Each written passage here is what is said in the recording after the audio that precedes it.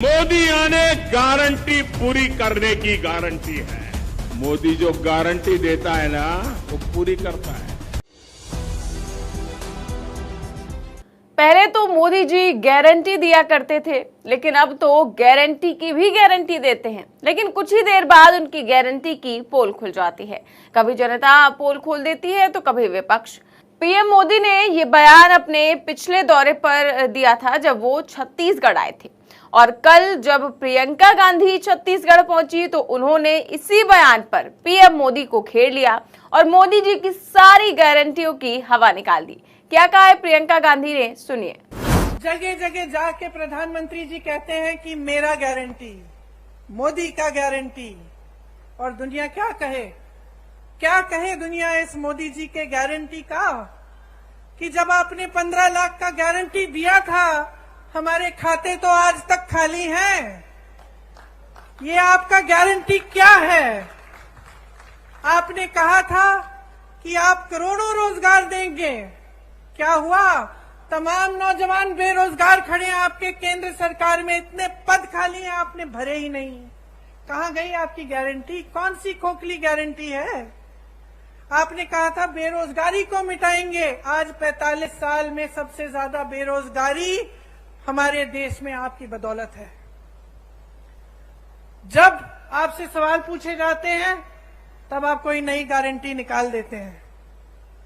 ये ऐसी बात है कि आप जब दुकान में जाते हैं और कुछ खरीदते हैं, दुकानदार आपको चाइना माल दे देता है। तो मोदी जी कहते हैं मोदी हर गारंटी पूरी करता है, लेकिन प्रियंका गांधी ने उन्हीं की सारी गारंटियां जो है वो याद दिला दी हैं, जो मोदी जी ने दी तो थी चुनावों में, लेकिन आज तक पूरी नहीं हो पाई। इसके अलावा पीएम मोदी के एक और बयान पर प्रियंका गांधी ने उन्हें घेर लिया।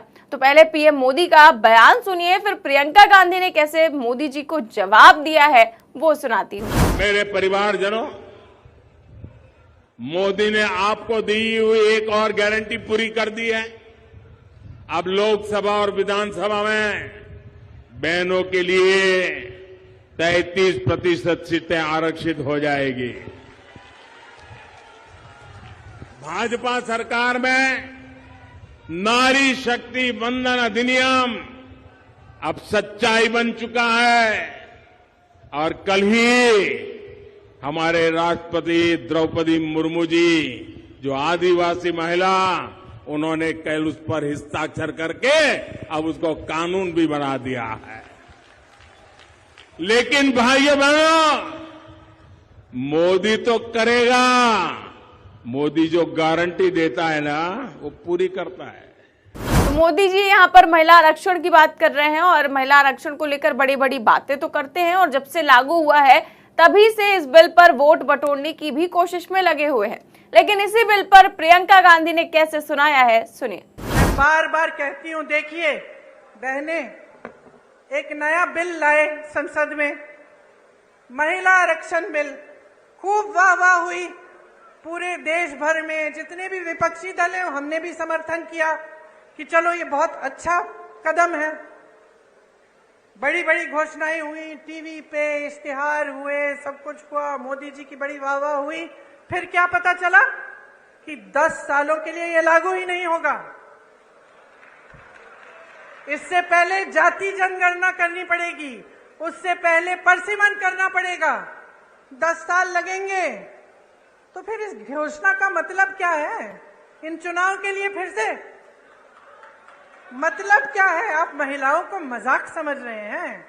आप समझ रहे हैं कि महिलाओं को आप कुछ भी कह दें और हम अंधे होकर आपको वोट देंगे? हमारा अधिकार है ये हमारा अधिकार है कि हमें आरक्षण मिले, हमारा अधिकार है। ये कोई एहसान नहीं कर रहा है हम पे। और जिस तरह इस देश के एक एक वासी का अधिकार है, इस संविधान में है कि हर चीज के लिए समान अधिकार होना चाहिए।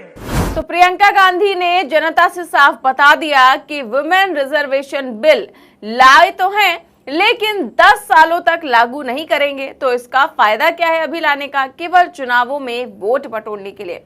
इसके अलावा भी प्रियंका गांधी, क्योंकि छत्तीसगढ़ के दौरे पर थी कल वो, और कई सारी परियोजनाओं का शिलान्यास भी किया गया उस दौरान, और इस दौरान जो है उन्होंने पीएम मोदी पर जमकर हमला भी बोला। देश की सारी संपत्ति अपने अरबपति मित्रों को दे दी, लाखों करोड़ों के इनके कर्ज माफ कर लिए। जब किसानों को के कर्ज को माफ करने की बात उठती है तो कहते हैं कि पैसा नहीं है। यहां छत्तीसगढ़ में कांग्रेस की सरकार ने कर्ज माफ करने का काम 24 घंटों के अंदर अंदर किया। इन्होंने क्या किया? प्रधानमंत्री जी अपने लिए दो हवाई जहाज खरीदते हैं। 8,000 करोड़ का एक हवाई जहाज अपने लिए। सुन लीजिए, 20,000 करोड़ का नया संसद बनाते हैं, जबकि एक अच्छा खासा संसद हमारे देश में है। 27,000 करोड़ का एक यशोभूमि नया बड़ा हॉल बनता है, 27,000 करोड़ का।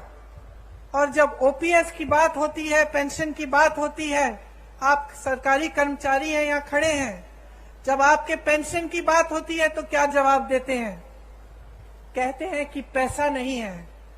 तो अपनी शान बढ़ाने के लिए, अपनी आन बान शान बढ़ाने के लिए, बड़ी बड़ी इमारतों को बनाने के लिए पैसा है। अपने उद्योगपति दोस्तों के कर्ज माफ करने के लिए पैसा है।